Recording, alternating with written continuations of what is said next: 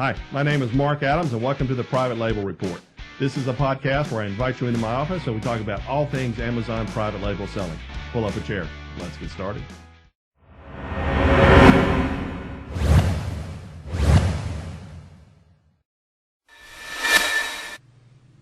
Let's talk about where we think Amazon's going, what its future is, and more importantly, how we can benefit. All right, I want to welcome you to today's podcast, whether you're on iTunes listening there or watching on YouTube or reading on the blog. I was having a discussion recently with a friend who has a fairly large stock portfolio, and he spends a large amount of his time wondering about the future of the economy, the future of certain countries or certain interests or certain interest rates, everything having to do with things that would affect the stock market long term. And I think he spends way too much time involved in it, but however, it's something I think he enjoys too. And I started thinking, why do we as Amazon sellers not spend more time, or at least some time, wondering about where Amazon's going? And I thought it might be fun, really just to kind of have put some thoughts out there, some ideas on where do you think Amazon's going to go, and more importantly, how we can benefit from it as Amazon sellers. So what I wanted to do today is just kind of break this up and see if we can start out, maybe just talk about where I think Amazon's going. Let's talk about what dealing with suppliers is going, and let's talk about maybe dealing with where software is going and what we can do in that regard. One of the things that if you think about Amazon, all Amazon is an emerging market. Years and years ago, I spent some time studying emerging markets, and if you remember back in the Hated Statistics class in school where you had the bell curve, and where things started out and then it was way up and then way back down and then out as an industry matured and died. I still like to believe and think that Amazon is at the very, very beginning of the bell curve. Some people think it's a little bit farther along, and I wholeheartedly disagree, but I think it's just about to start up on the bell curve. And really what that means is the Wild West stage, the very initial stages, the chaotic stage, if you will, before it starts to grow and mature and then peak and be taken over by something else a few decades from now or other, or maybe never. But I think if you look at Amazon in this, quote, chaotic Wild West type of scenario, there are a lot of things that we as Amazon sellers have been able to come in and do and stay ahead of this literal statistics type bell curve.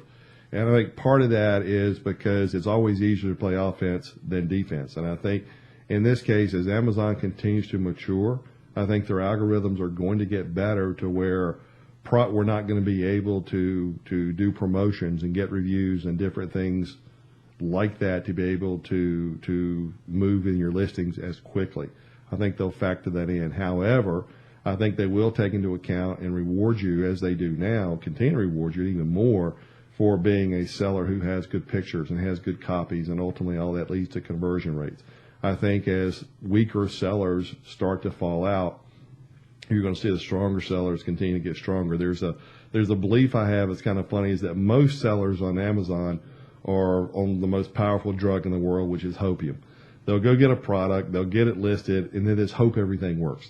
They won't do very much promotion. They won't do anything else, even run PPC. They won't try and get many reviews. They won't do the things that it takes to get successful. And I think when that eventually changes, a lot of those people will fall out. And those of us who have done things the right way and have paid the dues, put our time and effort in, and run our business the right way, will only continue to grow and prosper.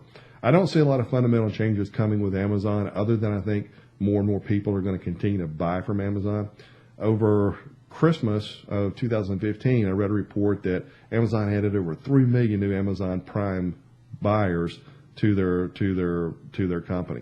And ultimately what it said is 1 out of every 5 people in the country, 1 out of every 5 adults had access to an Amazon Prime account. And if you figure most people are married, live with a family, really what that means is about half of the people in the country, at least in the United States, and I'm sure it's that way in Europe and other places, but about half the people here have access to Amazon Prime. And that's only going to get better as what it is. And I think really that locks people into buying on Amazon.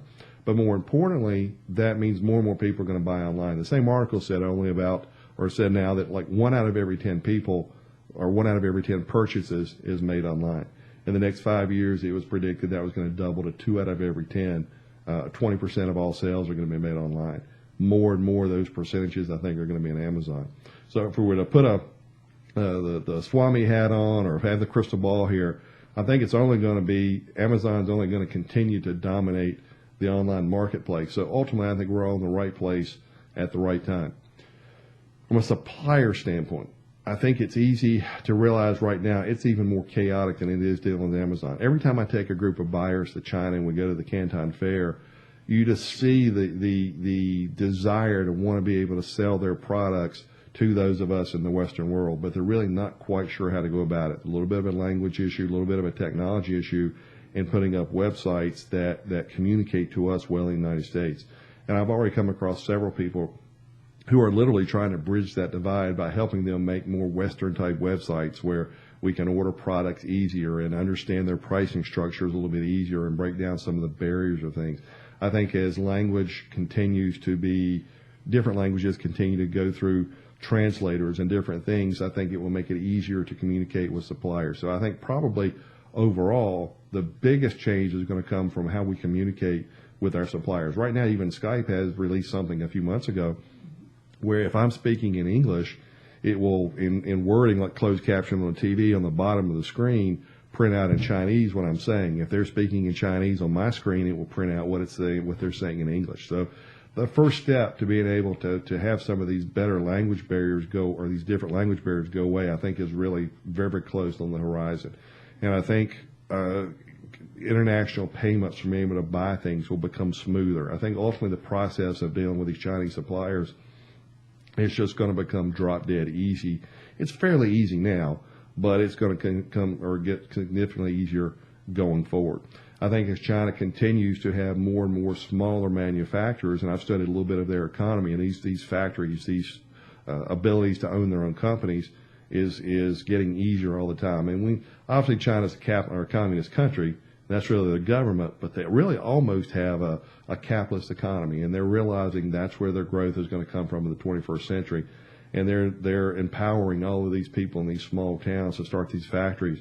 They're going to make quantities for the sizes and quantities, or products for the sizes and quantities for those of us as Amazon sellers. So I think probably the biggest change is going to come in Amazon, or in Amazon is dealing with the suppliers, where it's just going to be just push button easy to be able to do. And I think really the last thing that we're going to see lots of changes in, I think it's going to be software.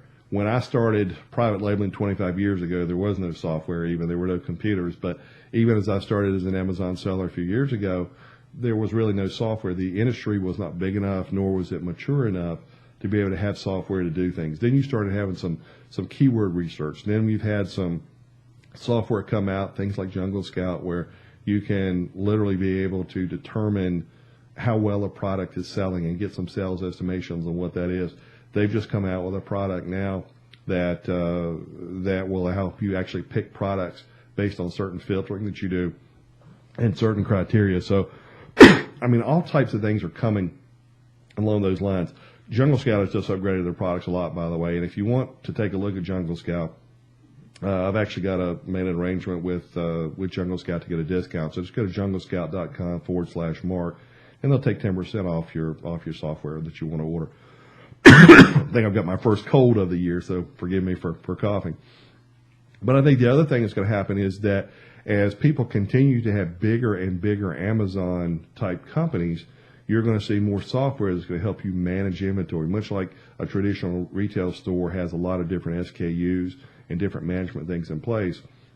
You're going to see some of those same, what they're called point of sale or POS software type of things translate and come into the Amazon world. So you're going to have it be easier and easier to maintain, to where so many of these things are going to be smart functions like you maybe would have and think of on your phone, where you're going to automatically have maybe some automatic ordering, automatic different things. And I think really ultimately it's going to come down to your skill in picking markets and products, because the market is not static. It's constantly dynamic, which means it's constantly changing. And I think the role for us going forward in the long term in Amazon, for those of us who are left standing, is to be able to spend your time and effort looking at products and being able to build long-term viable brands as opposed to just individual products. So when I talk about this, I guess I could go on and on and on and talk about it, but I just believe the future is bright. I believe those of us who run this like a real business are going to continue to evolve and grow, and it's only going to get easier than what it is right now. But anyway, I just had somebody, we were talking about stocks, and all of them might be interested in trying to relate the same type of thing to Amazon. And I would encourage you to sit down and run your own things in your own mind of where you think this is going. and then be able to try and adapt that to your business.